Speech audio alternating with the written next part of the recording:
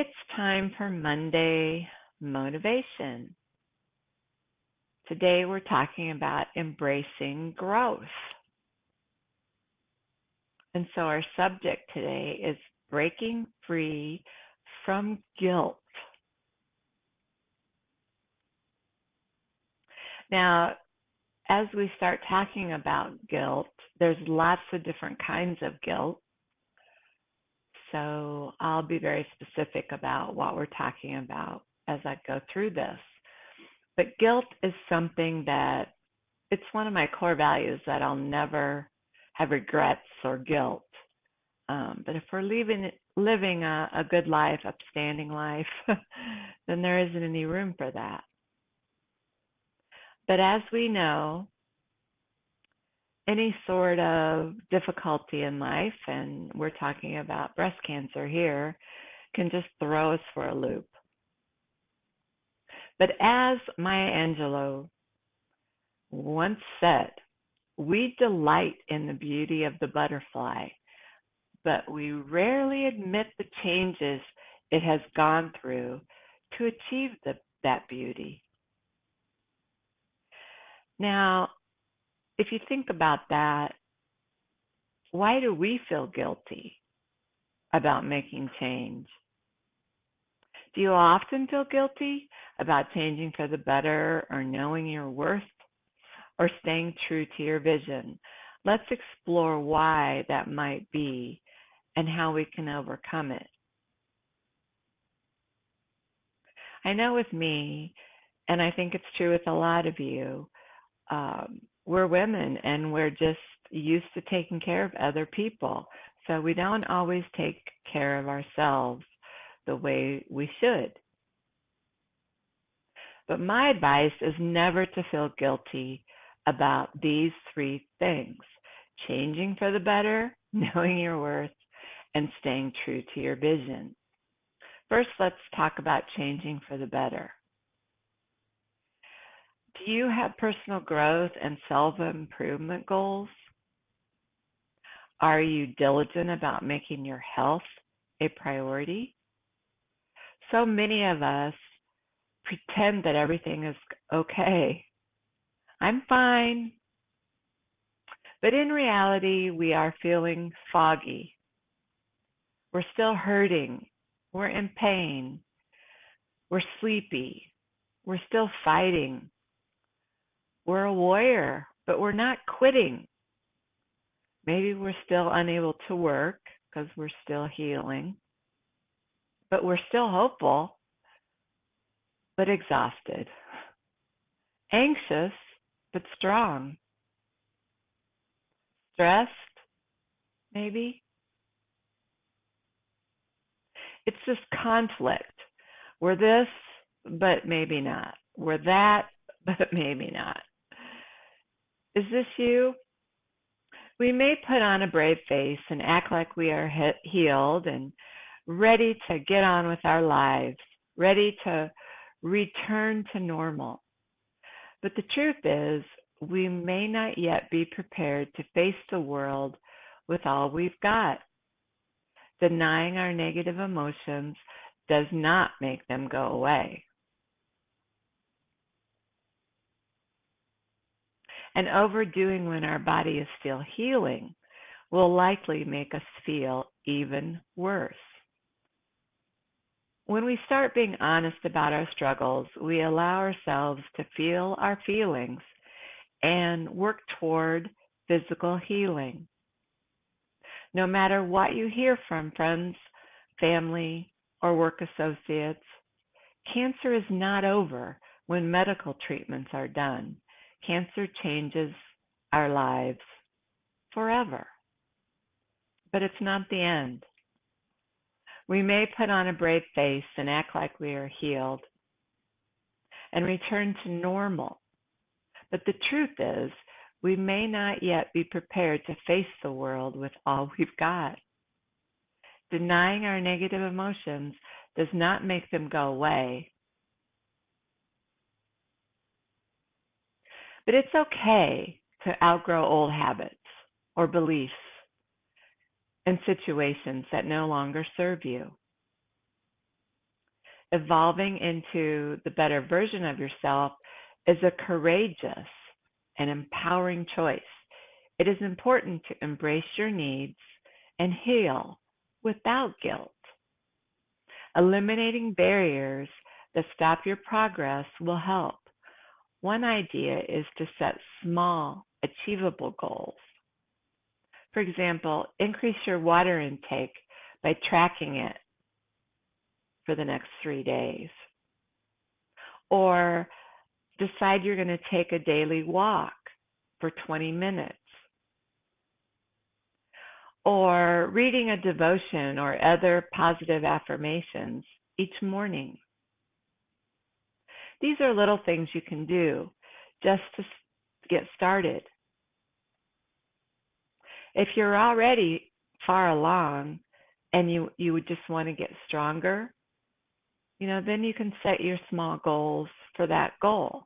It just depends. What is your goal? What is it you're looking for? Are you trying to heal your body, your emotion, your spirit, or all of it?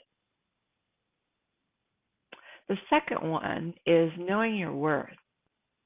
Never feel guilty about feeling worthy.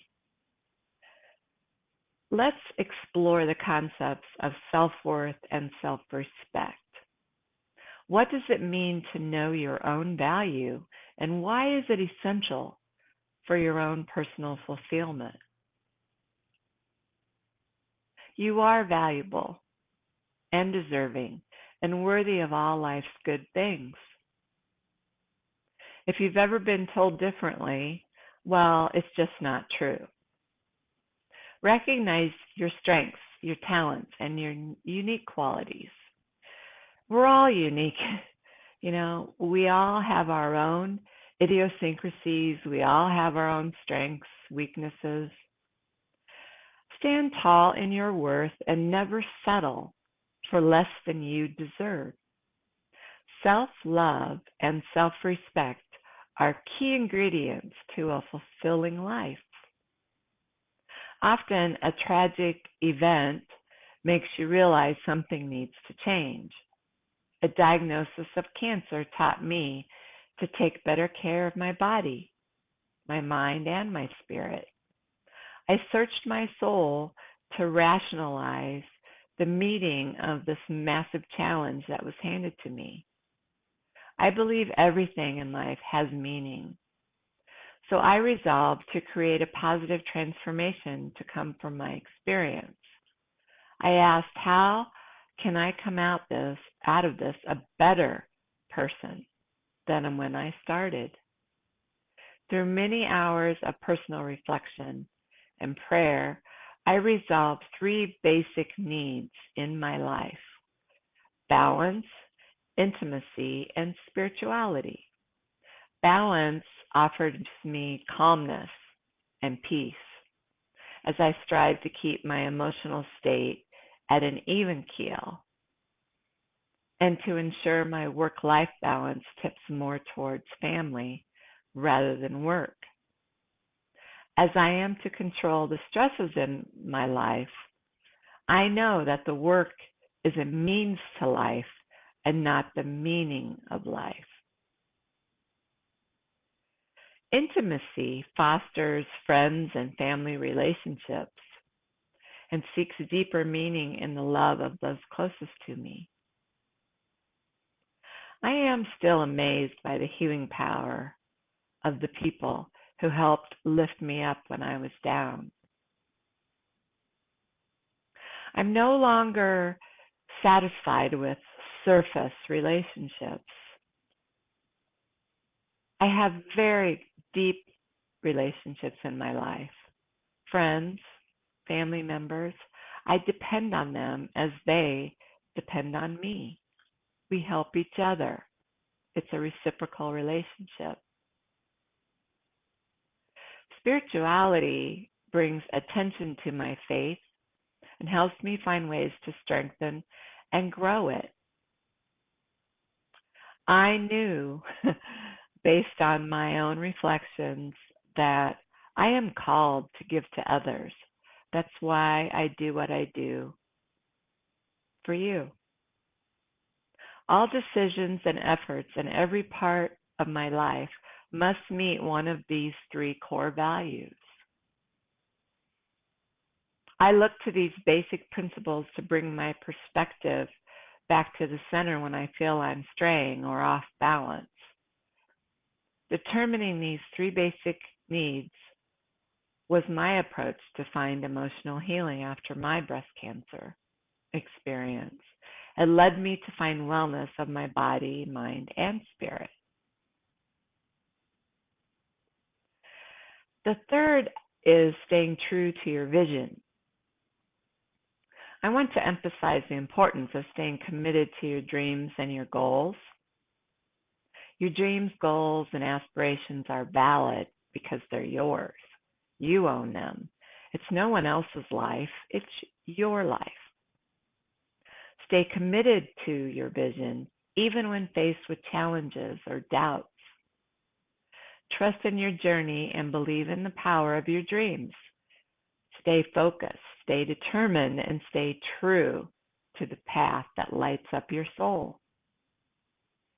You have found your power of resilience, perseverance, and adaptability to move through your cancer journey. Are you inspired to trust in your wellness journey and believe in the power of your vision?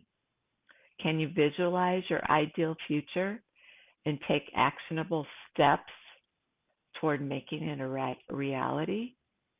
Having a wellness plan will help you stay true to yourself and eliminate any guilt about changing for the better, knowing your worth, or staying true to your vision.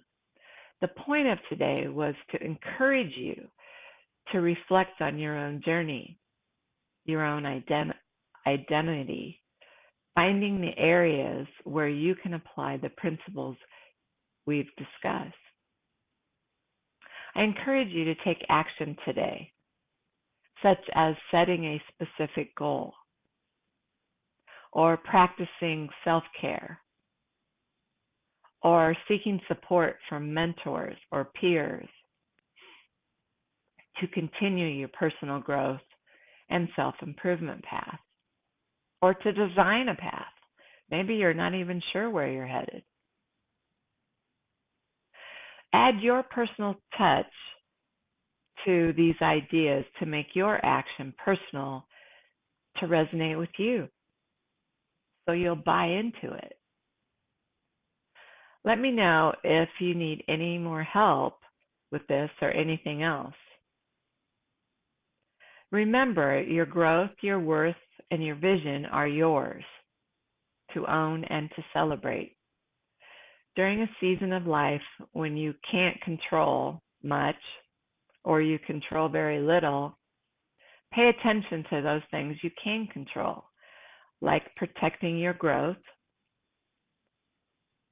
to change for the better, to knowing your worth, and to staying true to your vision.